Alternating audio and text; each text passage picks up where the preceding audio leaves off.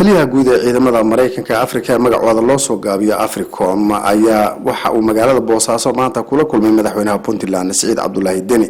kulanka waxa goobjoog ka ahaa xubno ka kala tirsan Puntland iyo Africom waxaana looga arrinsaday sidii loo dardargelin lahaa xasiloonida gobolka iyo la dagaalanka argagixisada. sida lagu sheegay war qoraal ah oo ka soo baxay madaxtooyada Puntland, kulanka ayaa waxa uu ku soo dhamaaday is-afgarad laga yeeshay xaaladda looga arrinsaday. Generaalka ayaa waxa uu shalay booqasho midan la mid ah ku tagay magaalada Kismaayo oo kula kulmay madaxweynaha Puntland Axmed Maxamed Islaan iyo mas'uuliyiin kale oo ka tirsan maamulkiisa.